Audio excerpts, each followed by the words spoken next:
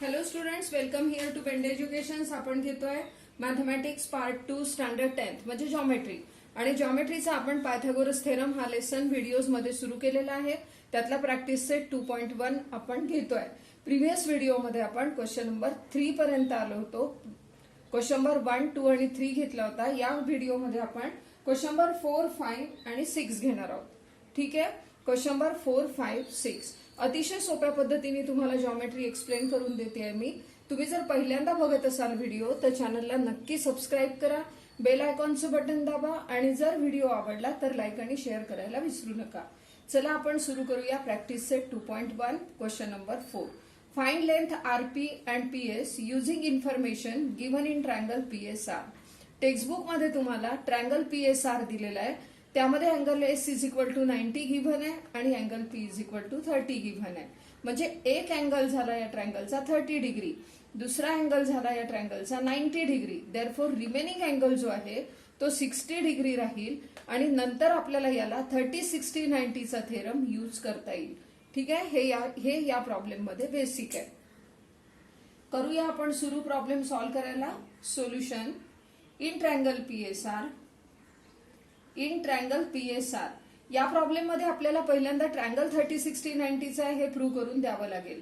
In triangle PSR angle S is equal to 30 degree, angle P is equal to 30 degree, angle S is equal to 90 degree. Therefore angle R is equal to 60 degree. Remaining angle हा उरलेला कोण आहे, कारण तिघांची सम 180 असते म्हणून एक angle 30 असेल, एक अँगल 90 असेल, तर third angle must be 60 degree. Therefore by 30, 60, 90 theorem. 30, 60, 90 theorem आठवतो का स्टुडंट तुम्हाला? बाय 30, 60, 90 थेरम 30, 60, 90 थेरम सांगतो. सपोज एखाद्या राईट अँगल ट्रायंगल मध्ये म्हणजे हा अँगल 30 डिग्री असेल, इकडचा 60 डिग्री असेल, तर side opposite to 30 is half of hypotenuse. 30, 60, 90 चा थेरम काय सांगतो? Side opposite to 30 is half of hypotenuse and side opposite to 60 is √3/2 of hypotenuse. हे आपल्याला पक्क माहिती असलं पाहिजे. हा थेरम आपण इथे यूज करतोय. By 30, 60, 90 theorem side opposite to 30 is half of hypotenuse. इथे आपल्याला साइड अपोजिट टू 30 दिलेली आहे. हायपोटेनियस कोणता असतो? राईट अँगलच्या समोरची जी साइड असते ती हायपोटेनियस असते. So side opposite to 30 means SR. By 30, 60, 90 theorem SR is equal to half of PR. Half of PR. का हाफ ऑफ पीआर? कारण ही आहे side opposite to 30 degree. Side opposite to 30 degree. SR ची length given आहे 6 is equal to 1/2 of PR. Therefore PR is equal to 6 into 2. PR is equal to 12. PR आपलं calculate करून झालेलं आहे.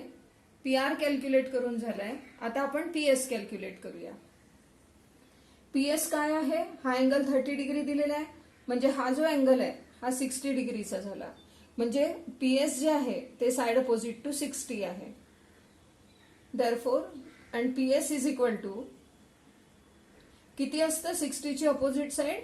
तर √3/2 of hypotenuse. √3/2 of PR. Side opposite to 60 degree. Side opposite to 60 degree. Therefore PS is equal to √3/2. PR आपण calculate केलाय 12. √3/2 of 12. 2 1 जा 2, 2 6 जा 12. Therefore PS is equal to 6√3. PS is equal to 6√3. Answer लिहायला विसरू नका. Therefore answer PR is equal to 12. PS is equal to 6√3. Unit दिलेलं असेल centimetre metre तर लिहायचं, नाही दिलं असेल तर नाही लिहायचं. PR is equal to 12. PS is equal to 6√3. या पद्धतीने आपण क्वेश्चन नंबर 4 केलाय. आता आपण बघूया क्वेश्चन नंबर 5. क्वेश्चन नंबर 5 जो आहे त्यामध्ये तुम्हाला ऍक्टिव्हिटी दिलेली आहे. ऍक्टिव्हिटी फिल इन द ब्लँकच्या फॉर्म मध्ये आहे. ही ऍक्टिव्हिटी तुम्हाला 3 मार्क्ससाठी येऊ शकते, तर व्यवस्थित लक्ष द्या म्हणजे तुम्हाला हा प्रॉब्लेम नीट सॉल्व्ह करता येईल. जर तुम्हाला प्रॉब्लेम थोडा कुठे नाही समजला तर व्हिडिओ पुन्हा बघायचा म्हणजे तुम्हाला निश्चितपणे सगळे प्रॉब्लेम समजून जातील.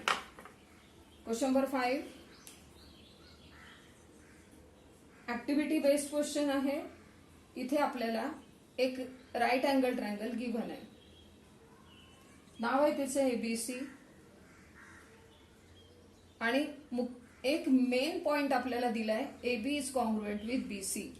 एबी आणि बीसी या दोन साइड्स आपल्याला इक्वल दिलेल्या आहेत आणि एसीची जी लेंथ आहे, एसीची लेंथ आपल्याला गिव्हन आहे √8.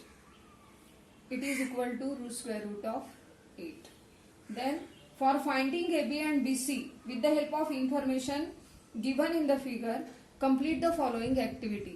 तुम्हाला दिलेला इथे complete the following activity असा क्वेश्चन आहे तुम्हाला. ऍक्टिव्हिटी बेस्ड क्वेश्चन जे आहे, ऍक्टिव्हिटी बेस्ड क्वेश्चन तुम्हाला 3 मार्क्ससाठी येतात. AB is equal to BC, याला रिझन द्यायचं आहे तुम्हाला. It is given. AB is equal to BC given आहे. AB is equal to BC, it is given. Angle BAC, therefore angle BAC किती राहील स्टुडंट्स, काही विचार करू शकता. अँगल BAC इथे बघा, हा आयसोसिलियस ट्रायंगल आहे.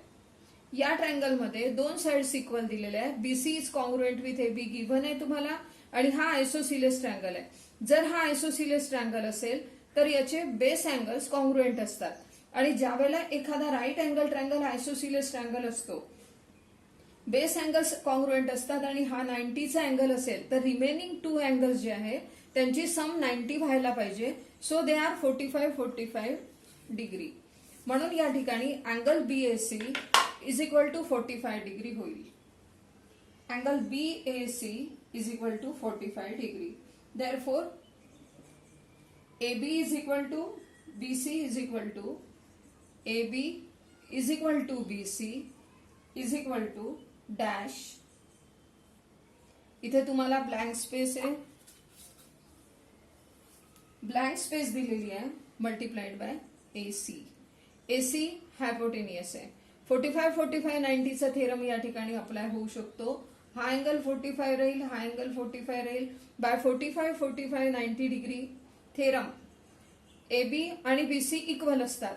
AB is equal to BC is equal to 1/√2 of hypotenuse असतं. 1/√2 ऑफ हायपोटेनियस. हा झाला 45 90 थेरम. म्हणून या ठिकाणी AB is equal to BC is equal to 1/√2 of AC होईल. 1/√2 ऑफ AC. इथे ब्लँक स्पेसेस दिलेले आपल्याला. Angle BAC is equal to 45, ही एक ब्लँक स्पेस आहे. त्यानंतर 1/√2 ऑफ AC, ही एक ब्लँक स्पेस आहे. त्यानंतर it is equal to 1/√2 of 8. AC is 8. Sorry, √8. 1/√2 of √8. आपण या ठिकाणी थोडं कट करू शकतो. It is equal to 1/√2 of 2√2. इथे 8 चे 2√2 कसे झाले तर square root of 8 it is equal to square root of 4 into 2. यातले 4 जे आहे ते आपण स्क्वेअर रूटच्या बाहेर जर काढले म्हणजे 4चं स्क्वेअर रूट काढलं तर इट इज 2√2. ठीक आहे. म्हणून या ठिकाणी दिलंय त्यांनी 2√2. 1/√2 ऑफ 2√2. आता इथे √2 कॅन्सल झाले. We get 2. आन्सर इज 2 1 जा 2. It is 2. इथे ब्लँक स्पेसेस बघून घेऊ कुठले आहेत. सगळ्या पहिल्या नंबरची जी जागा येते त्या सगळ्या ब्लँक स्पेसेस दिलेल्या आहेत. AB is equal to BC is equal to 2. हे फायनल आन्सर राहील. Therefore answer AB is equal to BC is equal to 2. ठीक आहे. या पद्धतीने हा प्रॉब्लेम आपल्याला सॉल्व्ह करता येईल. आपण इथे 45, 90चा थेरम अप्लाय केलेला आहे. त्यानंतर आपण घेऊया 6th क्वेश्चन. Question number 6. समजलं असेलच तुम्हाला. जे काही नाही समजलं असेल ते कमेंट बॉक्समध्ये टाका, मी नक्की आन्सर करेन. Question number 6. क्वेश्चन नंबर 6 आपल्याला विचारतोय, find the side and perimeter of square whose diagonal is 10 centimetre. Find side and perimeter of square. Side and perimeter of square whose diagonal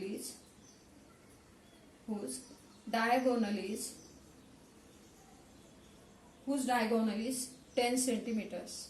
म्हणजे एक स्क्वेअर गिव्हन आहे तुम्हाला.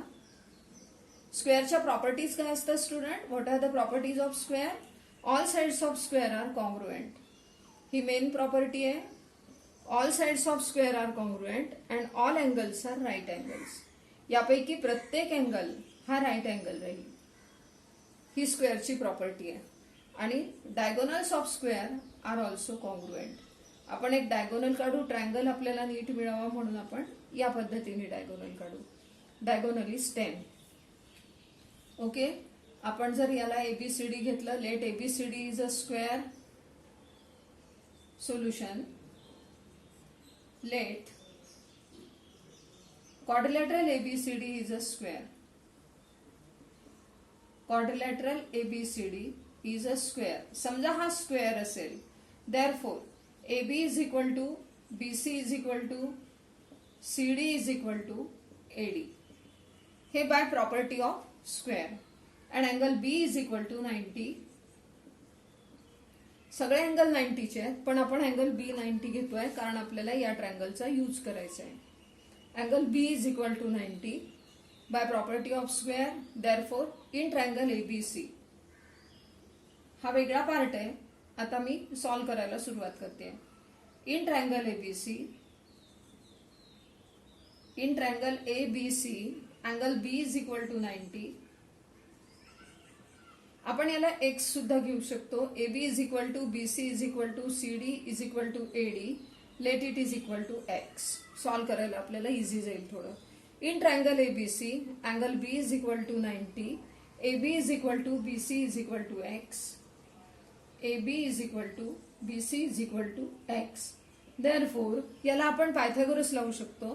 AC square, here it is AC square is equal to AB square plus BC square by theorem of Pythagoras.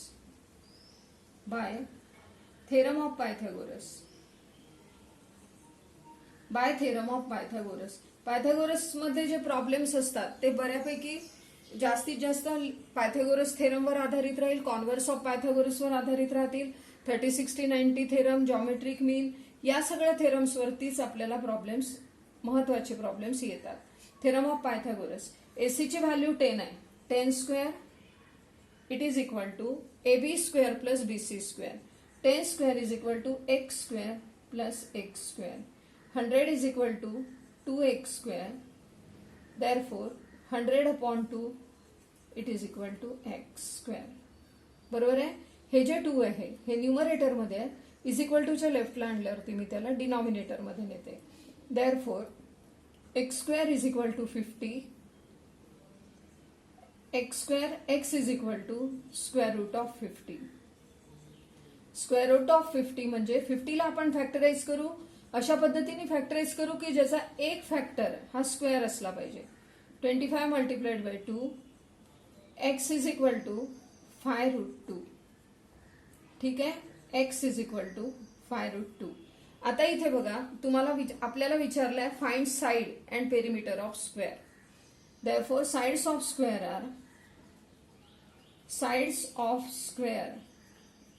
R 5 root 2. 5 root 2 length राहील सगळ्या साइड्सची. आणि आता बघूया perimeter. Perimeter of square. Perimeter म्हणजे काय? Sum of all sides. कुठल्याही फिगरचा तुम्हाला पेरिमीटर काढायचा असेल तर सम ऑफ ऑल साइड्स करतात. Here perimeter of square is equal to 4 sides आहेत ना त्याला, म्हणून 4 into 5√2 it is equal to 20√2. Okay, perimeter of square is 20√2. हे झालं त्याचा मेन आन्सर. आपल्याला हे आन्सर म्हणून देता येईल. Answer sides of square are 5√2 आणि perimeter of square is 4 into 5√2 is equal to 20√2. हे फर्स्ट आन्सर, हे सेकंड आन्सर. ठीक आहे, या पद्धतीने आपण या व्हिडिओमध्ये क्वेश्चन नंबर 4, 5 आणि 6 घेतलाय. नेक्स्ट व्हिडिओमध्ये आपण पुढचे क्वेश्चन्स घेऊया. Thank you so much for watching the video. Video आवडला तर लाईक आणि शेअर करायला विसरू नका. सोप्या पद्धतीने मॅथ शिकण्याकरता चॅनलला सबस्क्राईब करा.